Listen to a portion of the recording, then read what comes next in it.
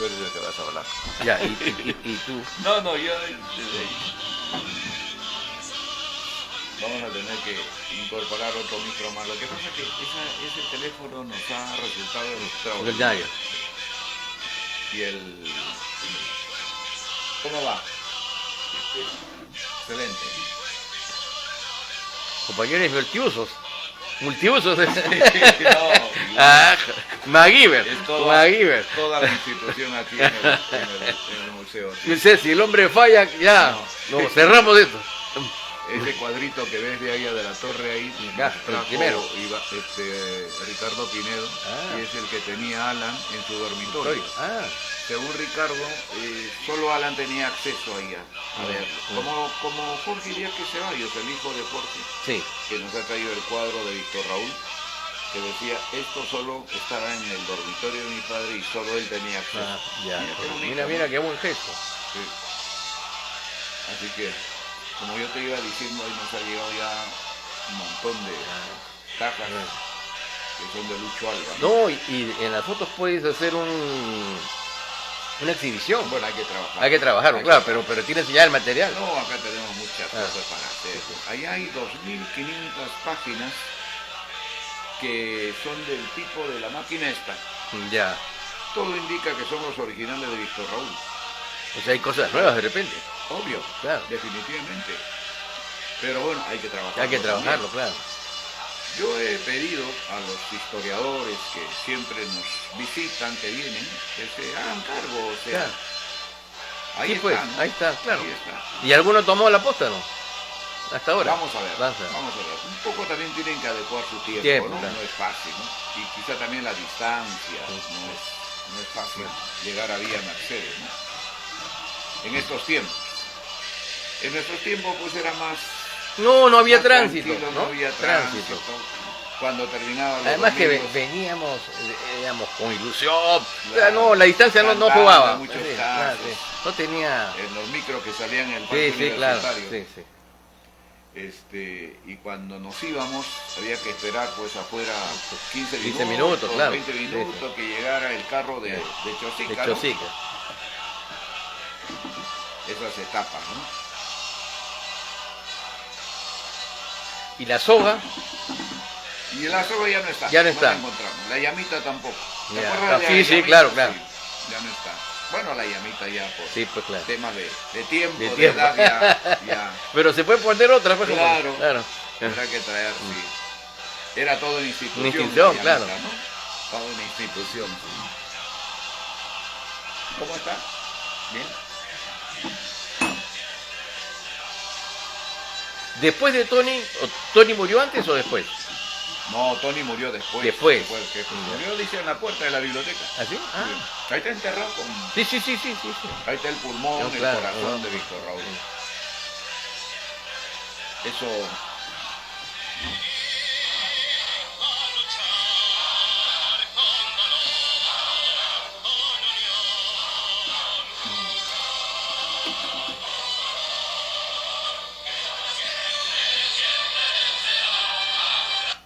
Muy buenos días, muy buenas tardes o muy buenas noches. Depende dónde y a qué hora nos estén sintonizando. Estamos en vivo y en directo el día de hoy, domingo 29 de junio del 2025. Tenemos el privilegio, tenemos el honor de estar aquí con el reconocido compañero, además constitucionalista, Víctor García Toma. Él ha sido presidente del Tribunal Constitucional del 2005 al 2006, ministro de Justicia de nuestro segundo gobierno en el año 2010, un extraordinario y abanderado estudiante en la Universidad San Martín de Porras de nuestras épocas juveniles, ¿no es cierto? Pero por encima de todos esos títulos que él nos puede mostrar el día de hoy, ha sido discípulo de Aya de la Torre. Y has estado cuántas veces estuvimos juntos en esta casa, en este sitio, en esta biblioteca con Aya de la Torre. Querido Víctor, ya seguir hablando de tus títulos, de tus logros, de tus trabajos, de tus libros, naturalmente es bastante largo y además no es la primera vez que estás aquí con nosotros. Has venido ya en dos oportunidades, ¿no es cierto? y nos da mucho gusto que estés de retorno aquí en Vía Mercedes. Muchas gracias. No, querido gracias Víctor. Wilber por invitarnos y de alguna manera rememorar bellos momentos que hemos pasado aquí, cantando, ¿no es Claro. cierto? Conversando, discutiendo, y sobre todo soñando por un destino mejor, Además, que era la gran ilusión de Víctor Raúl. Además, los estudiantes apristas de la Universidad San Martín de Porras tenían una particularidad. No eran, digamos, esos apristas como en otras universidades, en las cuales yo me incluyo, en la Villarreal, dependíamos siempre de un organismo que se llamaba Fachada, ¿no? Ah, ¿Te sí. acuerdas? El ARE, Izquierda Democrática. Ustedes en los eventos universitarios, en las elecciones que había para los centros federados, para la federación, se presentaban APRA. como APRA. APRA, así es. Cuéntanos esa parte, ¿cómo fue o cómo era? Hemos estado hablando de Pepe Barba, inclusive, Sí, claro, ¿no? bueno, El gran amigo nuestro. Así es. Así es. La actividad aprista en la Universidad San Martín se gesta desde la Facultad de Derecho. Pepe Barba tuvo mucho que ver en ello, César Bazán, estaba Tayo Barreda, Tayo ¿no es cierto? Barreda, claro. Livio Ahora es Romero, dirigente ¿no? de la, Sí, de la CTP. de la CTP. Y con ellos constituimos la primera célula. Y había en ese momento al interior de la juventud una cierta discusión sobre la historia del APRA, ¿no? Y entonces algunos tenían una visión crítica sobre algunos aspectos de la historia del APRA. Y nuestra posición era, nosotros somos apristas y recibimos la herencia y el legado en su integridad. Y la asumimos como tal, ¿no? Y es por eso que decidimos llamarnos APRA. Incluso el primer libro que yo publiqué no fue un libro sobre derecho, fue un libro sobre literatura política, fue Las Alianzas del APRA, justamente para explicar cuál había sido el contexto histórico y político para, digamos, estos acuerdos, ¿no es cierto? Y tiene que ver eso con la denominación de APRA. Y luego eso fue creciendo, y durante mucho tiempo la Universidad San Martín ha sido bastión aprista, ¿no? De difusión de las ideas para, digamos, la renovación de cuadros dirigenciales. Siempre se ha caracterizado, Sí, ¿no? sí. Siempre la presencia del APRA ha sido importantísima. Y aún, ahí. aún hoy, a pesar de que, digamos, hoy el sistema universitario le ha dado la espalda a la realidad política, no quieren discutir sobre política, no les interesa el activismo político, Lo que está mal, ¿no? lo que está mal, porque si hay algún lugar en donde es apropiado hablar sobre las ideas políticas, sobre las propuestas económicas, sociales, culturales, es la universidad. Digamos, ese lugar, ese espacio en donde se gestaban la libre discusión de las ideas y surgían las dirigencias se ha perdido, igual los colegios profesionales, que eran los centros de trabajo y de propuestas, ¿no es cierto? Y de preparación. De preparación, cuadros, claro. me acuerdo Y mucho. había las famosas disputas, ¿no? Claro. Y ustedes estaban muy metidos Sí. ahí, pues. Sí, Ustedes claro. estaban en la línea esa Sí. de estudiar Derecho, Sí. ¿no? A nosotros nos habían mandado al campo sindical. No, ustedes pero estaban- no. Pero había mucha relación, mucha vinculación, mucha hermandad. Yo me ¿no? acuerdo Mucha mucho fraternidad, ¿no? de cuando tú estabas en Motor Perú, ustedes sacaban una revista que se llamaba El Matador, Matador, y lo claro. tenían enfermo al asesor legal de Motor Perú, Ah. que era Fernando Elías Mantero, que era nuestro decano, con quien un día nos pidió, por favor, díganle a tus amigos que bajen Que un poco. baje un poquito el tono. Toda la semana le daban. No, le duro. daban duro, sí. Sí, sí. Al final que se hizo medio apristón. Sí, Sí, ¿no? sí.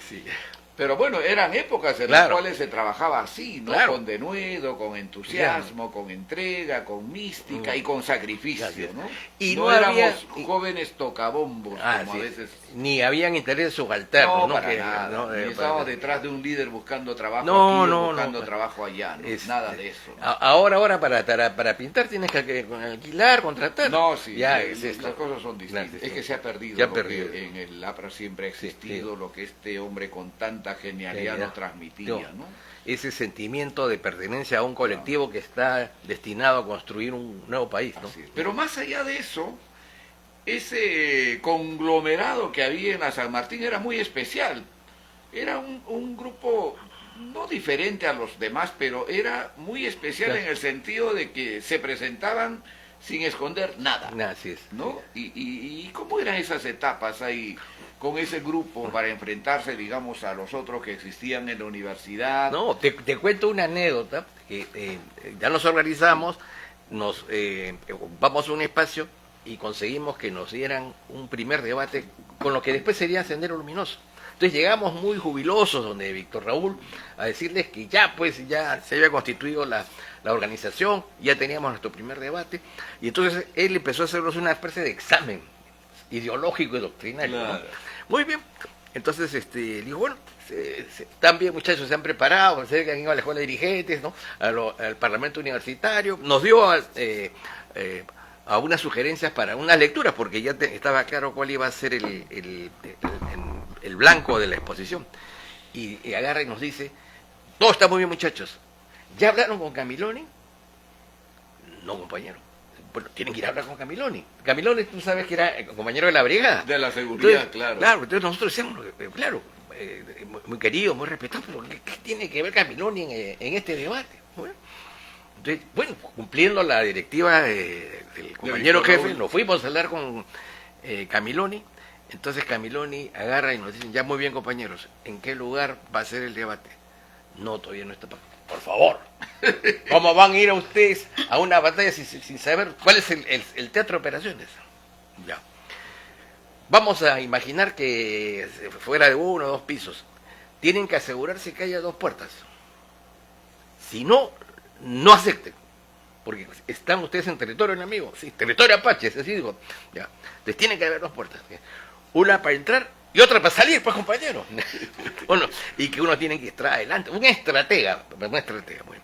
La mejor forma, me dijo ya, tú flaquito, porque yo era muy delgado en esa época, me dijo ya, tú vas a hablar, bueno, no hemos definido, bueno, si no eres tú, bueno, supongamos que eres tú, tienes que controlar los enchufes. Y le digo, compañero, ¿qué tienen que ver los enchufes con el... me Con dijo, el debate? No seas ingenuo, pues me dijo.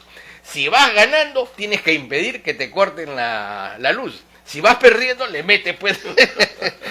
Bueno, fue una lección de política práctica, muy Claro. ilustrativa, que a nosotros realmente nos abrió los ojos de cómo era el activismo universitario en esa época, ¿no? Gran aprista. Gran aprista. Sí, gran recuerdo que él, que tenía carro en esa época, ¿no es cierto? Todas las noches que venía Víctor Raúl con Jorge Díaz se ponía atrás, ¿no? Y el carro de Víctor Raúl entraba vía Mercedes y él daba media vuelta y ya se iba, ¿no? Mira ese gesto, ¿no? Ese tipo de aprista, ¿no?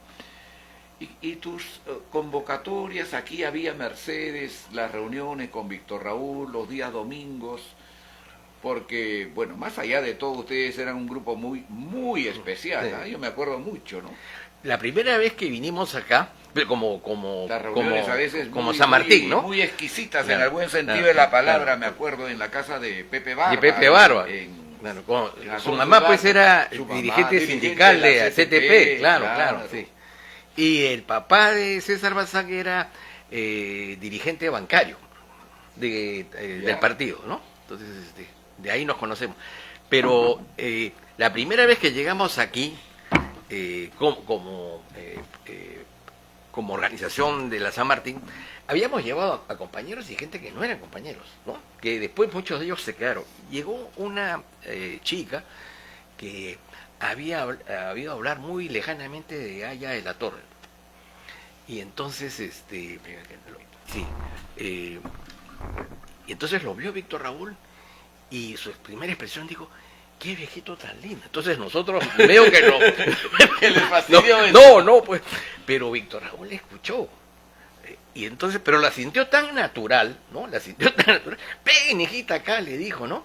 Y le dio un abrazo y le dijo, señor, usted tiene cara de bueno. Bueno, creo que soy bueno. Esa chica después se hizo, a raíz de eso se hizo militante del partido. Ah, mira. Sí. Ustedes tuvieron un buen grupo. Sí, pues, sí, de buen grupo. compañeras Sí, que sí. trabajaron con tanto entusiasmo allá en la Así es. Universidad San Martín, ¿no? Yo me acuerdo Sí. mucho. Y los domingos que participaban. Claro, aquí veníamos ya con ustedes, los demás, ¿no? con todos, ¿no? Claro. Sí. Bueno, ahora, querido Víctor García Toma, presidente del Tribunal Constitucional del 2005 al 2006. ¿Cómo observas este panorama tan difícil que vive el país, ¿no? Especialmente con su justicia, especialmente con este acontecimiento último que nos ha conmovido a todos, ¿no? Mira, Es una especie de rebeldía Sí. que parece que subsiste hasta el día de hoy. Mira, es muy lamentable lo que ha sucedido en el Ministerio Público, al cual nosotros estamos profundamente ligados, porque durante los debates de la Constitución de 1979, la célula parlamentaria priista era consciente, como lo es ahora, de que ha existido y existe una profunda crisis institucional en el Poder Judicial que no ha podido ser solucionada. Entonces, en el 79, con los datos que se tenían, dijeron, hay mucha corrupción, hay la necesidad de frenar esa Estás situación. hablando de la etapa de la Asamblea De la Asamblea Constituyente. Entonces, se decidió... Digamos que ahí está el antecedente. El antecedente del y cómo se crea. Entonces, se decidió darle autonomía e independencia al Ministerio Público para que éste sirviera de contrafuero, de contralor del Poder Judicial, que existieran mutuos controles, así como hay Poder Ejecutivo y Legislativo en recíproca acción de control, se hizo con esa idea. Y se le dio la facultad de vigilar la legalidad de los actos para salvaguardar los derechos e intereses de los procesados en el marco de los procesos judiciales. Y además, Vallerrestra, que había bregado mucho por instituir la Defensoría del Pueblo, no tuvo suerte. Que traía también de España. Él traía de España, ¿no? exacto, él había estado auxiliado, asilado. Exiliado. Así es. Entonces, con eso, para no perder la hija, lo metió como una función del Ministerio Público. Bueno, el Ministerio Público abdicó de esa función, finalmente se convirtió en un órgano autónomo, y ahora el Ministerio Público es otro ente tan corrupto y tan prohibitor, digamos, a los principios y valores jurisdiccionales como lo es el Poder Judicial, ¿no? Entonces, el tiempo no ha permitido que esa institución que había surgido bajo otra perspectiva pudiera, de alguna manera, solucionar o paliar la problemática del sistema judicial en el Perú. Pero a tal extremo se puede llegar, digamos, como este Ministerio Público, que en todo caso son los que denuncian, ¿no es cierto? Pero finalmente no son los que deciden, ¿no? Es un juez el que finalmente No, decide. pero, Wilber, el que decide, ¿no es cierto? el monopolio de la acción penal la tiene el Ministerio Público. Y entonces, cuando el Ministerio Público es capturado, lo ha sido en varias oportunidades, lo capturó Fujimori con Blancanelia Colán. Y, digamos, recientemente a partir de Pablo Sánchez, digamos, la caviarada, ¿no? Entonces, ¿cuál es el problema? Que en el Ministerio Público te abren carpetas fiscales. A cualquiera le pueden abrir. A cualquiera, ¿no es cierto? Sí, y encima te meten ahora, como somos 3 acá, somos una organización criminal. Y te tienen contra la pared, pues, 10, 12 años. En el caso... Pero ¿cómo se puede permitir esas cosas? Pero eso existe. En el caso de las personas comunes y corrientes... Los fiscales no les abren y les hacen lo están mismo. ahí. En el caso de las personas comunes y corrientes es dinero. En el caso de los políticos es, digamos, sacarte de carrera, ¿no es cierto? Entonces, los que no pueden insertarse al sistema de partidos porque no tienen, pues, digamos, las agallas, el temple, la disciplina, la organización para hacerlo, han ingresado a través de... Coparon buenas partes de las instituciones, coparon el Tribunal Constitucional, coparon la Junta Nacional de Justicia, la Defensoría del Pueblo, el Ministerio Público. ¿Te refieres a este tipo de los caviares? ¿no? Los caviares, como les llaman, que están Así metidos en distintos claro. organismos que ya en algunos han sido ya... Sí, claro, pero digamos, ¿no? se han tomado, digamos, mantienen, digamos, capturado el Ministerio Público. Por eso es que ha habido las vigilias, ¿no? La vigilia esta señora, faltaba la voz de la bandera, una misa de sanación. Que en ese ¿no? momento faltó más bien un poco de rapidez en el actuar de la Junta Nacional de Justicia? Sí, faltó presentarse ante la opinión pública a explicar el sentido de su decisión y la firmeza de que se cumpla, porque así lo establece la ley, su decisión, sin mengua de que después se impugnen. Pero que la alguien decisión lo tenían ellos finalmente, podían convocar a la policía, ir y tomar el ministerio, ¿no? No lo hicieron. Y bueno, estamos en una calma chicha porque esto no ha terminado acá. Y esperemos que termine pronto porque Pero no podemos tener... ¿Qué significa que termine, querido Víctor? digamos, en el sentido siguiente, que se resuelva toda la problemática que hay en torno a la... digamos, el manejo de la Junta de Fiscales Supremos, a la eliminación de las fiscalías provisionales, porque un fiscal provisional es aquel que la fiscal de la Nación elige a dedo. Por consiguiente, esa persona no tiene ni independencia, ni autonomía, ni tiene tampoco imparcialidad. Ni decisión. Ni decisión, digamos, claro. si no le gusta, lo van a sacar al día siguiente a ese mismo momento. Y entonces, cuando dado que el Ministerio Público está actuando políticamente, es muy peligroso, por supuesto todo tiempo, pero particularmente en el ámbito ya de un proceso electoral en juego, porque eso puede torcer la voluntad ciudadana. Mira, lo hicieron con Keiko Fujimori, por quien tú y yo no tenemos ninguna simpatía, pero a ella le abren, digamos, le hacen la acusación faltando pocas semanas para la elección. Es decir, ya para... O como quisieron hacer con el propio Alan. Con el propio Alan, ¿no? Claro, no, exactamente, ¿no? Entonces, eso ojalá termine rápidamente, está en manos del Poder Judicial y de la Junta Nacional de Justicia que eso sea así, porque necesitamos un neutral. ¿No actúa igual, querido Víctor? Sí. El Poder Judicial no está así tan comprometido con este tipo de actos, con este tipo de gente que toma esas decisiones, como hemos visto, por ejemplo, hace poquito, ¿no? Con el caso de este expresidente Martín Vizcarra, ¿no? Que lo han liberado, pero prácticamente de todo, ¿no? Digamos. Que carga 200.000 muertos encima, entre ellos uno del museo, que se nos murió. Sí, claro. Además, y que es el responsable de una reforma política que es el desmadre, ¿no? Digamos, de todo lo que viene. Es el que generó la Junta Nacional de Justicia. Es el que generó la Junta Nacional de Justicia. Es el que promovió la disolución del Parlamento. Eso es un autogolpe en puridad, ¿no?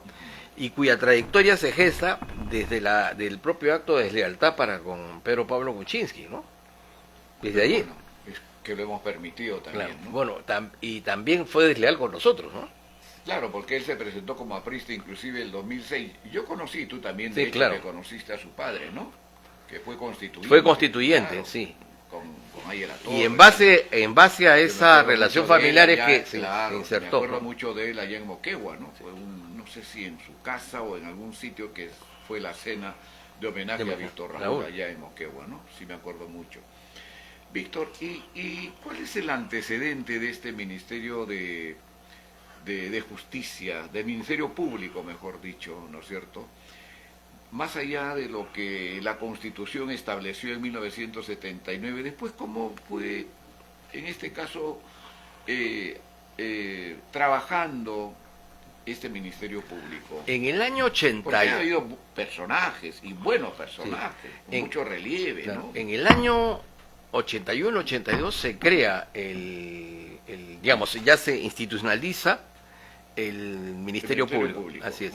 Y lo asume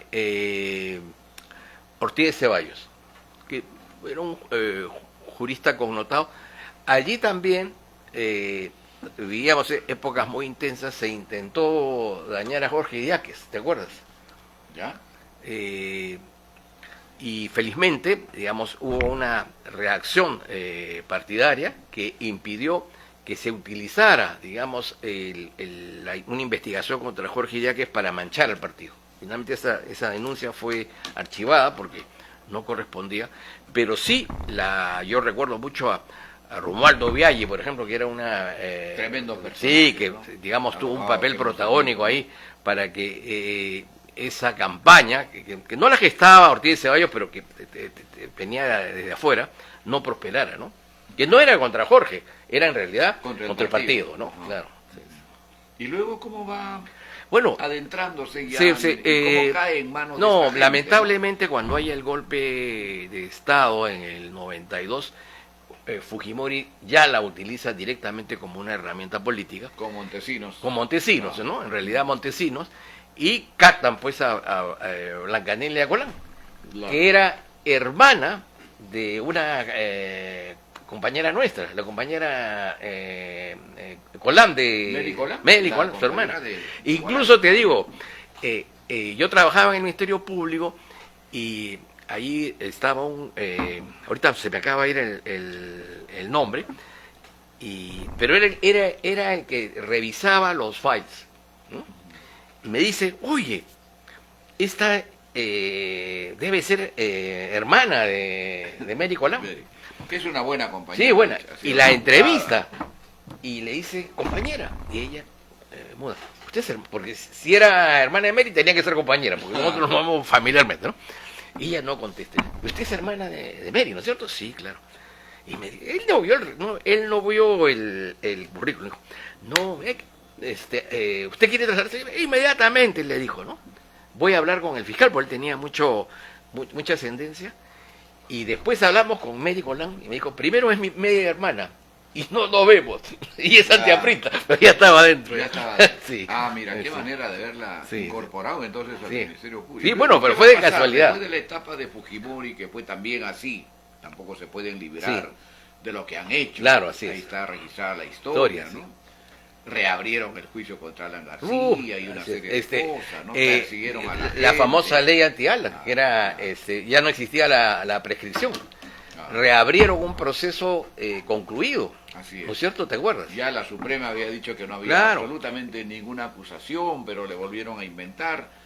En esa etapa nacieron los periódicos Chicha, de insulto, de calumnia, de diatriba, y todas las primeras páginas eran pues contra... Y en ese momento el sistema interamericano... Algunos compañeros se contagiaron de eso. Sí, es verdad. El sistema interamericano en ese momento, cuando no estaba tomado por los caviares, se comportó muy bien y falló a favor. Y ahí acabó el problema. Y gracias a ese fallo de la Corte Interamericana, Alan puede regresar como candidato en 2001. Así es. Y el que envía el documento, ¿no es cierto?, a la Corte Suprema de parte del Ministerio de Justicia fue Diego García. Diego García Sayán, que se portó muy bien, hay que decirlo. Sí, muy bien. Tanto que se portó bien que Alan lo incorporó después en el grupo de profesores del Instituto de Gobierno, ¿no? Bueno, es un hombre calificado, ¿no? Claro. Más allá de disquisiciones ideológicas. Tú sabes y conoces porque eres un profesional que está muy comprometido con lo que ocurre, ¿no es cierto?, con lo mismo que pasa. Pero no siempre en el partido dicen lo mismo. No, es que... un desconocimiento de alguna lo que pasa es que uno puede... escriben y hablan también tonterías sobre ese tema. Digamos, una persona puede ser descalificada por sus inconductas, pero no se puede desconocer, digamos, sus valores académicos, su trayectoria profesional, ¿no es cierto? El hecho de que esté en una orilla opuesta a la nuestra y combata contra nosotros, o en fin. Pero que tuvo una actuación como un gran caballero. Por eso te digo, hay que... Pudo haber dicho, ¿sabes qué? No lo voy a enviar, se acabó. Como no lo hizo el fujimorismo. Claro. Porque esa sentencia de la Corte Interamericana, ¿no es cierto? Sí, Corte Interamericana. Salió todavía el año 95. Así es. ¿No? ¿Y cuántos años tuvo que pasar para que recién el gobierno de transición elevara a la Corte Suprema esa decisión, ¿no? Por eso es que también al sistema interamericano hay que mirarlo plenariamente, porque así como ha habido decisiones francamente productoras a la soberanía y digamos a los intereses nacionales, también ha habido comportamientos importantes. La reincorporación de los 3 magistrados del Tribunal Constitucional es el inicio de la caída del fujimorismo. ¿Te acuerdas? ¿No? Claro. Con Delia Reboredo y todos ellos. Y ese antecedente puede servir para que esta fiscal, que ha sido en este caso por hoy expectorada, regrese y pueda cumplir el tiempo que le han quitado de su mandato. Tú has dicho algo importante. Estas personas que fueron restituidas en sus cargos, la Corte se pronunció en el sentido de que ellos debían cumplir el periodo completo, ¿no? Ahora, el problema es que es otra Corte, ¿no? Claro. Digamos, pero hay signos positivos. En las últimas... No, pero hay jurisprudencia. Sí, claro. Conoces mejor que yo eso, ahora, ¿no? Pero además hay signos positivos porque tanto en la renovación de la Corte, en donde ha ingresado Alberto Borea, ¿no?, que es un amigo del partido, un compañero en su momento, y ahora están 3-4. O sea... Todavía tienen mayoría. Pero, digamos, ya les cuesta más trabajo. Y acaban de perder la mayoría en la comisión. O sea, se vienen tiempos nuevos. en esa corte. En esa corte, sí.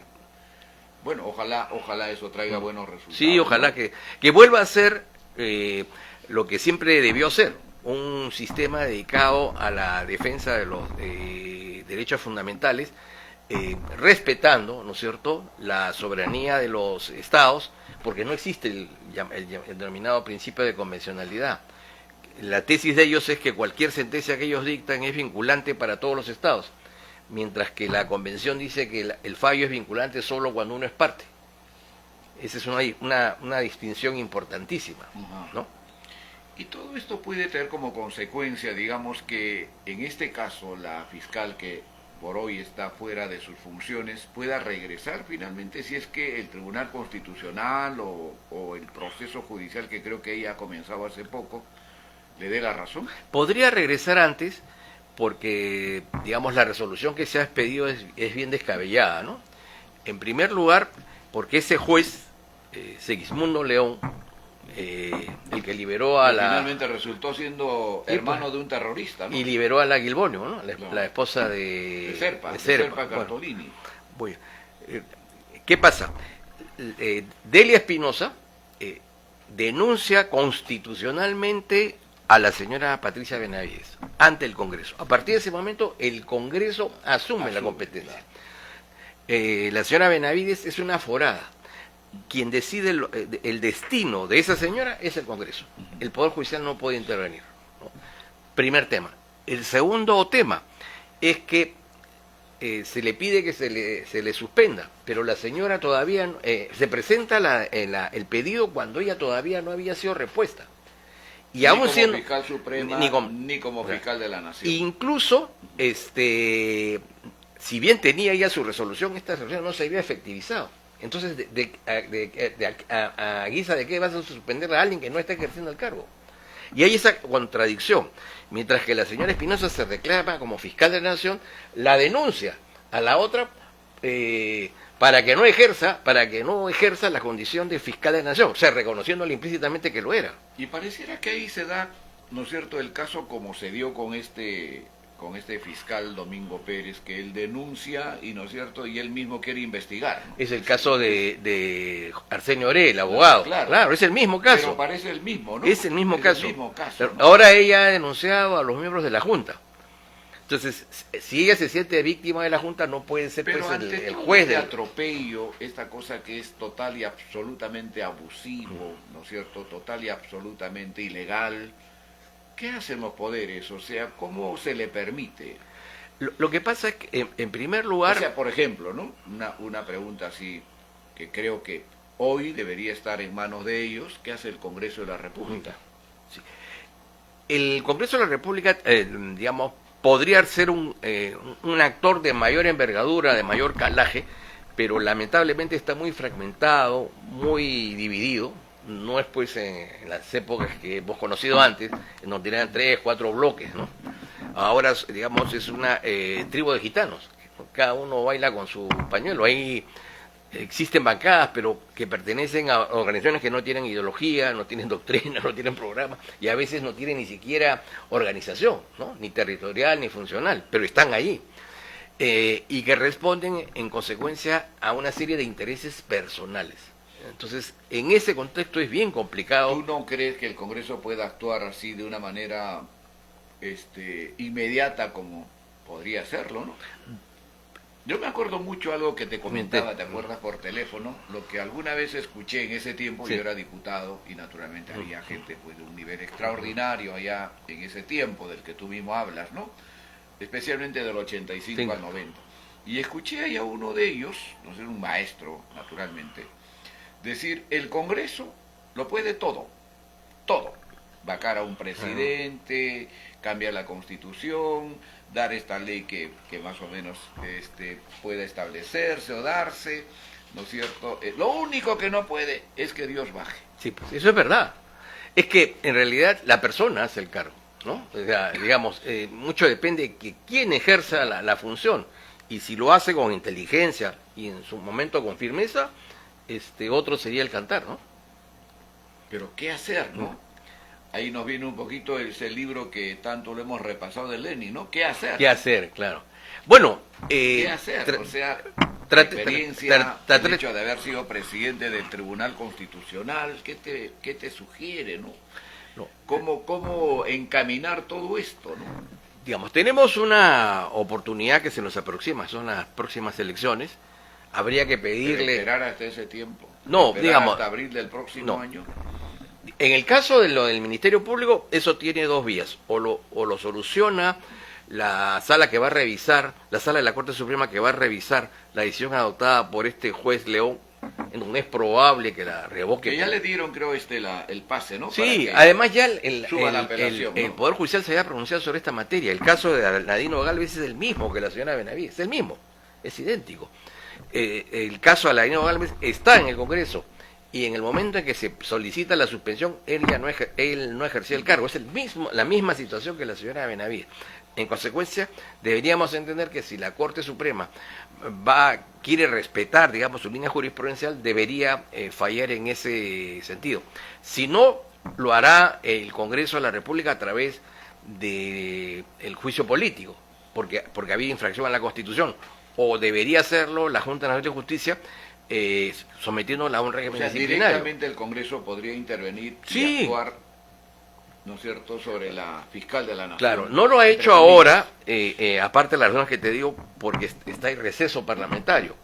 Y bueno, va a haber, ahora están todos preocupados, digamos, podríamos llamar, hay un receso, se están organizando para la mesa directiva y luego viene la composición de las comisiones. Entonces, ese periodo es un tiempo muerto para el Congreso, tú lo sabes mejor que yo, porque tú has participado en varias oportunidades allí en el Congreso. Entonces, pero no era tiempo muerto el nuestro. No, era tiempo de trabajo. De trabajo. No había pero además en el caso aprista las bases te lo reclamaban, te lo exigían.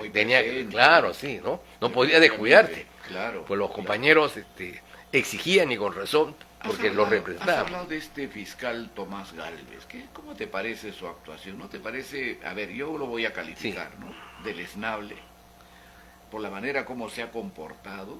O sea, un día antes, yo lo escuché, seguramente tú con mayor razón, hablar improperios contra la fiscal, entre comillas, de la nación, ¿no? Decir de todo. Y al día siguiente estar muy abrazado. No, y firmó. Y firmó. Sí, pues. Digamos, es un hombre inteligente, tenía razón. Pero para ubicar el personaje en su contexto completo, ¿no? Es un hombre inteligente, es un hombre informado, tiene ñeque y experiencia judicial, ¿no? Pero es muy sinuoso, ¿no? Tiene comportamientos muy sinuosos. Pero inteligente para maldad, en todo caso. Pues, sí. Bueno, no ahí se ha despintado, porque... Al comienzo creo que más o menos nos generaba simpatía, ¿no? Porque bueno, hablaba con propiedad, se expresaba, claro, ¿no? Y expresaba bien sus argumentos, y retrucaba todo aquello que en realidad estaba mal. Pero al día siguiente para él todo está bien. Ocupa una silla en la fiscalía y se contagia. Se pasa al otro extremo. Pero imagínate, imagínate, es el poder. En todo caso lo que le llaman. Ahora, le jala, situaciones como esa no resultan extrañas, ¿no? Por ejemplo. No, situaciones como esa, digo, en más de una oportunidad hemos visto a mucha gente decir una cosa y al día siguiente hacer totalmente otra, ¿no? En el plano político, digo. Pero esto ha sido... Eso no justifica, por supuesto, esa conducta. Muy escandaloso. Muy escandaloso. ¿No? Muy escandaloso. Yo no sé si ese señor fiscal puede estar tranquilo con todo lo que ha dicho, lo que ha hecho y su actuación, ¿no? Lo que sí es cierto es que él no pertenece a esa gavilla, ¿no? Ha firmado con ellos, les ha servido, digamos, con su voto para sostener a la Espinosa, pero yo entiendo que por ser sus aspiraciones la de ser fiscal de la Nación, en un momento otra vez va a tomar distancia. ¿Tú crees? Sí, pero digamos, aquí no es un tema de lo correcto, lo idóneo, lo debido, sino es lo que me conviene. A él le conviene en un momento determinado mirar a otro escenario. Y la presencia de esta doctora Patricia Benavides, ¿qué te provoca a ti? Lo que habría que decir es lo siguiente: hay una serie de imputaciones, ¿no? Que le han hecho muchísimas imputaciones, ¿no?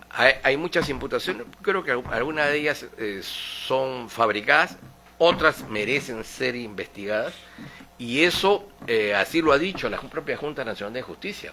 La ha repuesto en razón de haber encontrado vicios de forma, ¿no? incluso No de fondo. no de fondo. En consecuencia, ha determinado incluso que se nombre un nuevo instructor y se reinicie el proceso. Entonces, eso no significa que la Junta no ha encontrado responsabilidad. Lo que la Junta ha encontrado es que el trámite para establecer esa responsabilidad ha sido afectando sus derechos fundamentales. O sea que siempre, por supuesto, en la presunción de inocencia habrá que esperar qué es lo que dice la Junta Nacional de Fiscales. Pero lo cierto y lo real es que ya tiene una resolución que la repone, y eso debía cumplirse, debía acatarse, ¿no?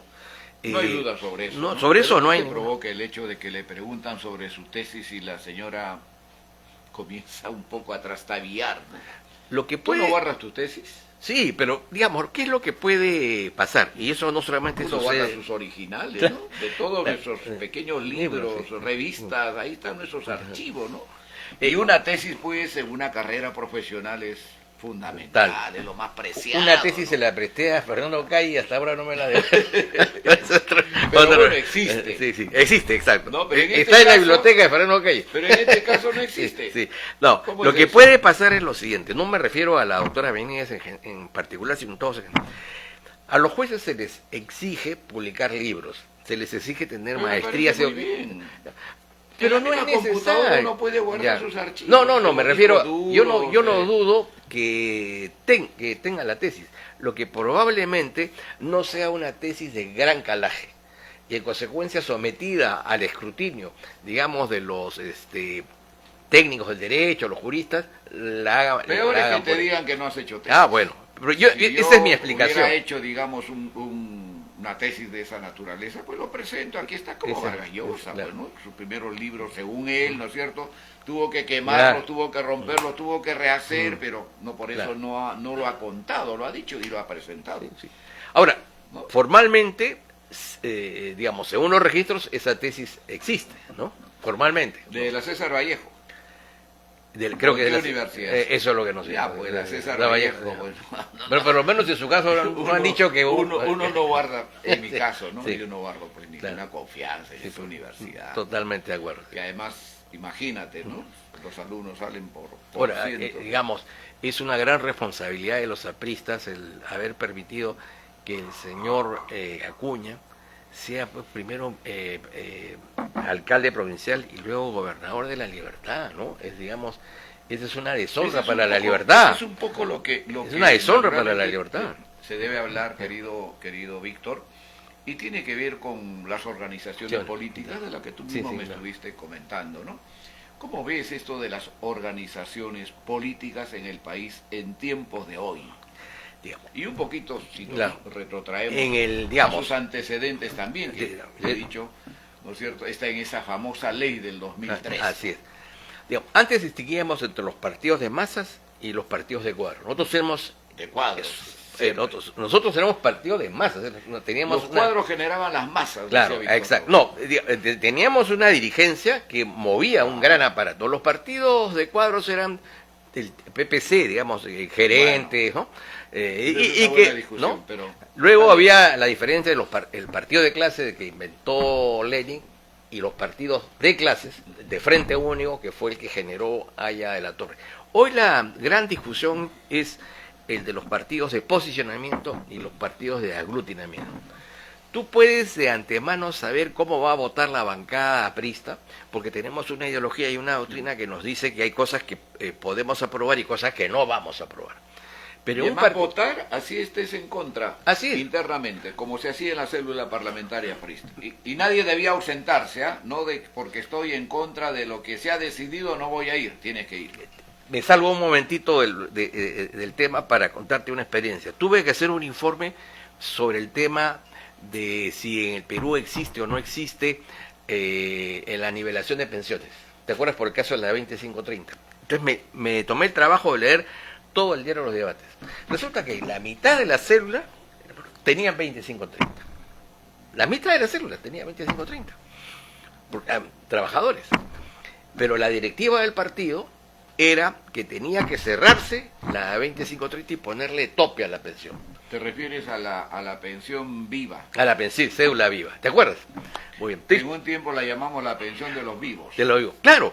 Entonces, Yo no conozco cuál fue la discusión interna, pero lo cierto y lo real Eso es que fue se un dio la directiva, la bancada, que se tenía que cerrar esa... finalmente, a pesar de que buena parte de los miembros de la bancada terminaban siendo perjudicados por la ley, votaron unánimemente por la... Disciplinadamente. Tú veías en la discusión que decían, oye, ¿por qué no lo pasamos a la Comisión de Constitución? Cuestión previa, digamos, tratando de alargar. ¿No? Pero la directiva era clara, hasta que finalmente... eso fue cuando Alan regresó, pues. Sí, ¿no? claro, El 2001, el 2003. Así es. Mucho, ¿no? Y ahí se demostró, ¿no es cierto?, de cómo una bancada se comporta por encima de la expectativa. Un exceso.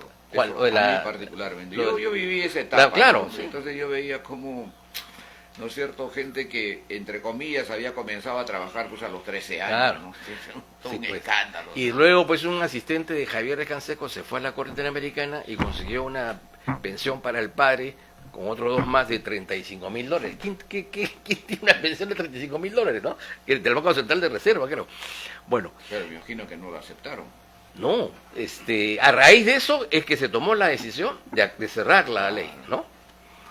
Bueno, entonces, a los partidos de oposición ahora se les contraponen los partidos de aglutinamiento. Aparece un individuo, se mira al espejo y dice, este pechito tiene más postura que Ollanta, que Castillo, ¿no es cierto? Si ellos han sido presidentes, ¿por qué yo no voy a ser presidente? Claro. ¿No es cierto?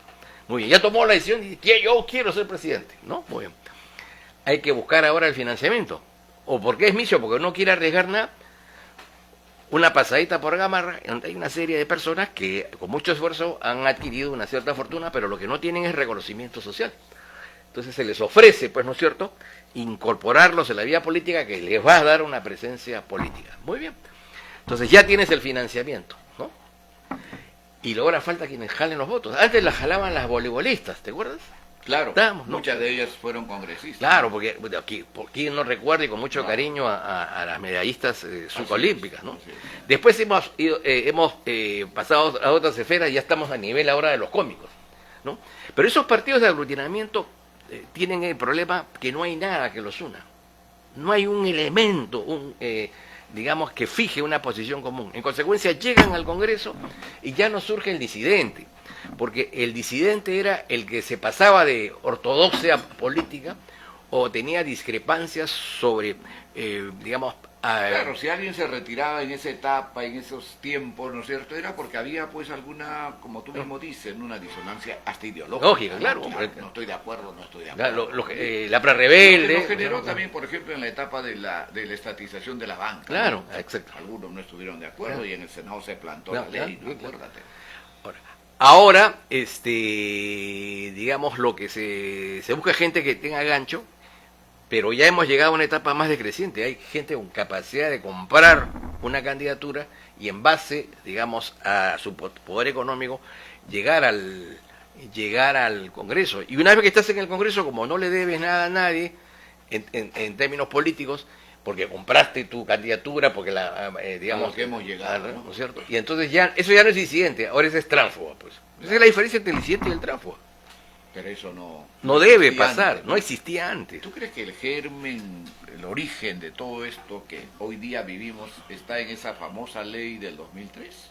Sí, definitivamente. Porque eso permitió que aparecieran pues los Acuña, los Álvarez y esos grupos regionales. Los Luna. Bueno, ahora. Sí, claro. Recuérdate que Luna nos quiso dividir también, claro. ¿no? Empezó a crear organizaciones paralelas, hasta que, bueno, el partido que era más fuerte en ese momento se plantó bien. Había partido, había organización, había disciplina. Claro. ¿no? Se tomaba la decisión y ya, ¿no? Claro. El que estaba cerca empezó a alejarse porque sabía que... Y porque además era importante mantener la condición de militante aprista, no era un orgullo. Y debe seguir siendo un orgullo. Seguir siendo un orgullo, claro. ¿Y cómo ves hoy día, en estos tiempos, en estas épocas, nuestra organización? ¿Qué hacer otra vez? Sí. ¿O qué hacemos? ¿O qué estamos haciendo? ¿No? Para tomarlo en la parte positiva. A mí me llegan muchas redes y a veces me piden que participe en algunas actividades. Y estoy viendo mucha juventud.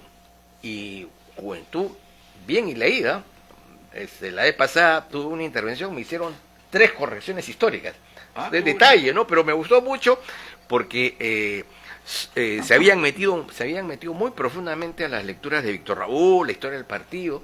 En consecuencia estamos regresando a tener digamos, una juventud enterada de su ideología, orgullosa de su historia y, digamos, con ganas de hacer cosas, ¿no? Eso yo lo veo muy positivo. A mí me parece muy bien, por ejemplo, que ahora en esta etapa que estamos viendo la movilización, la presencia de muchísimos compañeros y compañeras en distintos lugares, en distintos sitios, en distintos comités, elevando sus candidaturas, sus mensajes. A mí me parece muy bien eso, porque de alguna manera convoca, moviliza, activa al partido, ¿no? Y sobre todo, si bien están en competencia, es una competencia leal, porque hasta donde sé, no, digamos, no van a derribar digamos, al supuesto adversario interno. No se siente eso. No se siente. Y sí, efectivamente se están desplazando por todos los lugares del país y están reavivando, digamos, la organización y la fe. Es el único partido que tiene esa capacidad, esa posibilidad, porque después uno que está más o menos muy metido en las cosas muy puntuales de los movimientos políticos, te vas dando cuenta que después del APRA no hay nada que se esté haciendo igual. Wilber, y recuerda que hace poco, cuando hubo el tema de Castillo y empezamos a movilizarnos, cuando aparecía digamos el escalón aprista, que aparecían con sus banderas, ¿no? Organizados, la gente aplaudía, porque sentía que era el único partido que podía ponerle el pecho a lo que pudo haber sido un gobierno ya claramente comunista, ¿no? Y la gente recordaba, ese es un partido, ¿no? Ese es un partido, ¿no? Bueno, ya no hay esas marchas, ojalá que ese fervor no haya desaparecido y que se preserve y se mantenga para las elecciones, ¿no? ¿Tú crees que hay que, digamos, conformar, elaborar, disponer la posibilidad de un mensaje del partido que pueda más o menos centrar algunos temas muy puntuales para el país? Porque estamos dispersos en totalmente eso, ¿no? De acuerdo. Cada uno va hablando a su manera, a su gusto, ¿no? A la militancia aprista hay que darle dirección, ¿no es cierto? Y fijar una posición, digamos, del partido en función a la realidad internacional y la nacional, las dos, ¿no es cierto? Este es un gran momento para, digamos, rescatar nuestras banderas antiimperialistas, ¿no? Y en base a eso, digamos, movilizar al APRA, pero no para las peleas internas, que eso no nos interesa, no nos conduce a nada, ¿no?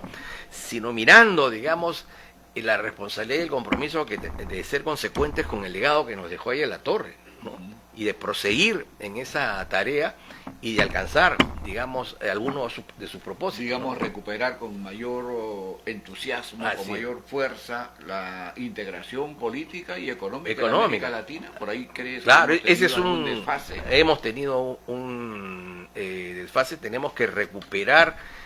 Incluso se está hablando ahora que estaría por desaparecer la OEA. Claro, si Estados Unidos le quita el 50%, se cae, porque está poniendo una condición, ¿no? O sea, si ustedes no se alinean conmigo, ¿para qué les subvenciono? Bueno, en todo caso, la respuesta sería volver a rehacer esa... La respuesta era CELAC, pues, ¿no? Sí, Lo que claro. pasa es que CELAC fue prácticamente capturada por el chavismo, ¿no? La mayor parte de los países que lo integraban estaban muy alineados con la línea esta. Que está ahora moribunda. Podría ser la respuesta. Sí, podría si ser. de verdad tuviera la intención de unir, ¿no es cierto?, de juntar a nuestros países, como siempre lo hemos un pensado, interamericanismo ¿no? democrático sin Sí, imperio, o sea, Raúl, sí, claro, ¿no? Un poco también eso era UNASUR en algún momento. Claro, ¿no? Exactamente. Que podía ser ahí un poco la posibilidad de establecer alianzas entre los países y fortalecer la unidad en temas centrales, ¿no? Por ejemplo, esto de las migraciones. A propósito, ¿cómo ves las migraciones, especialmente aquí en nuestro país? No hay que condenarlas en bloque, ¿no? La situación así de Donald Trump frente a todo lo que está pasando. Yo creo que las migraciones no hay que condenarlas, digamos, en bloque. Recuerda que cuando Venezuela tuvo una época de florecimiento con Nuestra la acción época de democrática, jóvenes, ¿no es cierto? ¿cuántos jóvenes Se fueron allá. iban allá? Ahí estaba como coordinador, acuérdate, nuestro gran compañero Alberto Vera La Rosa. Claro, efectivamente. ¿Te acuerdas, no? Sí, sí, sí. Él era el que recibía Sí. ya a toda la gente que iba a Venezuela, ¿no? Mucha gratitud en ese tiempo a Venezuela. Ahí estaba Carlos Andrés Pérez, Rómulo Betancourt. ¿Tú te acuerdas cuando vino a Carlos Andrés Pérez a Lima y se dio un paseío ahí en la Plaza de Hacho? Que él reivindicaba, Claro. pues, en un momento de oscuridad en Latinoamérica, todos eran dictadores de izquierda o de derecha, una de las islas democráticas, si no la única, fue Carlos Andrés Pérez, que además llevaba un mensaje muy, muy aprista. Y se dio un paseío ahí en la Plaza de Hacho. Un país tan rico, ¿no? Sí. Donde la gente pues tenía todas las posibilidades, vivían con mucha comodidad, era un país petrolero, ¿no? La demagogia chavista acabó con eso. Impresionante lo que ha pasado, Claro. cómo han destrozado la economía, ¿no? Cómo han Y destrozado de todos alguna los manera han valores, afectado al resto de sí. América Latina. Totalmente, Claro. porque comenzaron a subvencionar también a otros países y A- y ahora ya no lo pueden hacer. por lo A mismo mí me que pareció viven. muy importante, por ejemplo, cuando Alan, en vez de dirigirse pues al muñeco, a Humala, fue directamente al papá.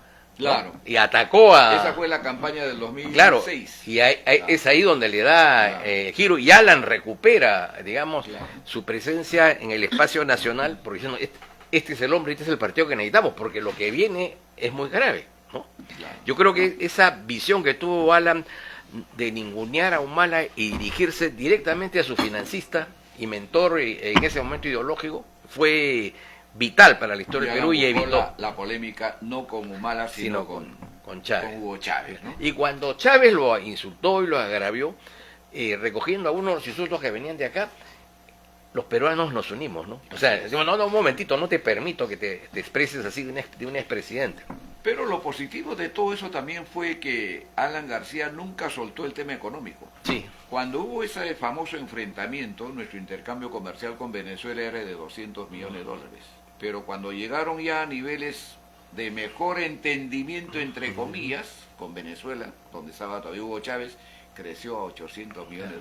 Y Gamarra era claro. el sitio más privilegiado. Pero bueno, eso se cayó, ¿no es cierto?, abruptamente, de una manera bastante pues difícil para todos, ¿no? se supo manejar muy bien, digamos, en un escenario complicado. Alan. Y luego puso No, como la contrapartida... crisis del 2008, Claro, ¿no? Lo manejó claro, la estupendamente contrapartida bien, ¿no? de crear esta integración económica con los países que creemos en una economía de mercado, pero con Alianza justicia del social, Pacífico. la Alianza Pacífico, ¿no es cierto? Estaba Chile, digamos, que estaba en manos de los socialistas, ¿no? Sí, participó también Colombia, México, países que, digamos, de alguna manera, Claro. con sus más y menos compartían, digamos, parte de nuestro ideario, ¿no? Y que ahora más o menos está pues paralizado, ¿no? Paralizado. Porque no haya ese entusiasmo de antes. Finalmente también porque los presidentes de algunos países, especialmente de México, de Colombia, no le ponen pues el dinamismo, No, el porque, entusiasmo, digamos, ¿no? ya López Más bien Obrador... el de Chile es más Sí. digamos, en este caso comprende mejor las cosas, Bueno, actúa mejor, sí. siendo muchacho. Sí, sí, sí, efectivamente. ¿No? De Petro podemos esperar muy poco, ¿no? Demasiado, Digamos, ya, sí, Presidente, extraviado, la verdad extraviado, que los intelectual. mensajes de él son total y absolutamente, como te digo, pues no expresan aquello que la gente quisiera escuchar, especialmente nosotros los apristas. Y Trump lo bajó de una, ¿te acuerdas? ¿Qué pasó? Trump agarró y estableció unos aranceles a Colombia y dijo, lo duplico. Al día siguiente se le vinieron todos los empresarios Todos los encima. empresarios. Tuvo que recular, ¿no? Claro. Fue una vergüenza, pero hizo lo correcto porque iba a llevar al abismo a su país. No, ¿no? imagínate, pues si el principal socio comercial es Estados Estados Unidos, Unidos. más allá de tu disputa ideológica que puedas tener, lo que tenía también Venezuela en algún tiempo, Claro. ¿no? Pero eso, pues se fue cayendo, ¿no? Bueno, querido Víctor, estamos una hora hablando de distintos temas. Yo te agradezco mucho No, gracias por tu a ti. presencia. ¿Cuál es tu, en este caso, mensaje final que podrías dejarnos aquí en esta biblioteca de Haya de la Torre, a la cual tú has venido pues innumerables oportunidades, siendo muy joven todavía, ¿no? Muy joven todavía, y estás aquí siempre, ¿no? Firme, con las convicciones siempre en alto, ¿no? Con esa firmeza que aprendimos de Víctor Raúl. Wilber, tuvimos la suerte de conocer a Aya La Torre, de tratarlo, ¿no es cierto?, de percibir su aprecio, en el caso tuyo, de manera muy significativa, digamos, tu cercanía No con... todos, No, claro, me nos refiero, dio su cariño, pero digamos, sus tú y el Oro enseñanzas. Aguilar pues eran personajes, ¿no? Personajes muy queridos para Víctor Raúl, ¿no? Como algunos otros. El Pato García, en fin. Manuel García, Sí, en claro, fin. que en paz descanse, ¿no? Yo diría que, digamos, tenemos que recuperar el sentido de orgullo, de pertenencia a una organización que a lo largo de Lo su que historia, aprendimos, ¿no? claro, Aprista, tengo tengo orgullo de tu gran partido. Eso es, como aprendimos desde que llegamos, ¿no? y luego esforzarnos en ser disciplinados. Claro, hay que aclarar los temas de liderazgo y dirección, pero una vez que se fije eso, que va a tener que fijarse en un momento, entiendo, corto, de alinearnos todos bajo la... Como debe ser. Como debe ser. Una vez que el partido toma la Una decisión, ya estamos. tenemos que estar ahí, nos guste o no Nos guste, claro. estemos de acuerdo o en desacuerdo. Es lo que el partido ha decidido, ¿no? Así es. Así que bueno, querido Víctor, muchas gracias por tu presencia el día de hoy aquí en nuestra Vía Mercedes. Gracias por acompañarnos, gracias por darnos otra vez esas enseñanzas, eso que tú siempre traes y además ese antecedente tan emblemático que tienes de haber sido forjado, formado por el propio Víctor Raúl aquí en Vía Mercedes, ¿no? Muchas gracias, querido Víctor. ¿Cómo ha estado el sistema? Aquí hay un poquito lento, pero aquí estamos. Querido Víctor, muchas gracias. No, gracias también. Gracias, querido Víctor, muchas gracias. Hemos estado el día de hoy con Víctor García Toma, que fue presidente del Tribunal Constitucional del 2005 al 2006, también ministro de Justicia en el año 2010. Más allá de todo eso, discípulo de Aya de la Torre en los años 70. Y además, cantor en Vía Mercedes los domingos, en nuestras reuniones de siempre. La lluvia que cae y zapatos rojos.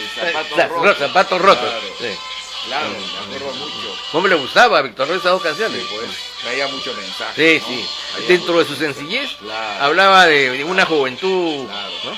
Y esa canción que había en ese tiempo también, Rebelde, ¿te acuerdas? Soy rebelde. Soy rebelde, sí, ¿no? sí, claro. Que le hacía cantar, me acuerdo, a Marquito vivía claro. en la calle Hilo. Y cómo no acordarnos pues de César Campo, ¿no? Que Claro, los domingos, no, tocar la tocaba más la guitarra, pero tocaba. Sí, sí, tocaba. No, y cantaba. Sí, y no, canta muy canta bien, bonito, sí, canta bien. Así que bueno, toda esa gente, ¿no? De esos tiempos, de esas épocas, muchos ya han partido también a la Sí. gloria. Yo estaba haciendo una revisión, por ejemplo, de las compañeras que participaron en la célula Alan Vuelve, en los años, si no es, estoy hablando del año 99, 2000. De las 24 que eran parte de esa célula, 12 ya se han muerto. Uy, caramba. Y creo que 2 están en camino ya. Están bastante malitas, ¿no? Así que bueno. Así es la vida, pues, querido Pues. compañero. Hay que seguir trabajando, hay que seguir laborando. Que nos pongan al final de la lista. Será una decisión del Destino. Pero bueno, ahí seguiremos trabajando y laborando. Muchas gracias. Gracias, querido compañero Iván Villar, por tu apoyo, por tu ayuda de siempre. Nos hemos estado pasando, ¿no? Bueno, ya. Quedará en vivo y en directo. Muchas gracias. Nos vemos el próximo domingo, 6 de julio, a las 11 de la mañana, con el reconocido historiador Germán Peralta Rivera. Hablaremos sobre la Revolución de Trujillo y su libro nuevo que ha publicado llamado Ha nacido una nueva estrella, un homenaje a Aya de la Torre. Han sido ustedes muy amables, muchas gracias. Nos vemos el próximo domingo, a la misma hora.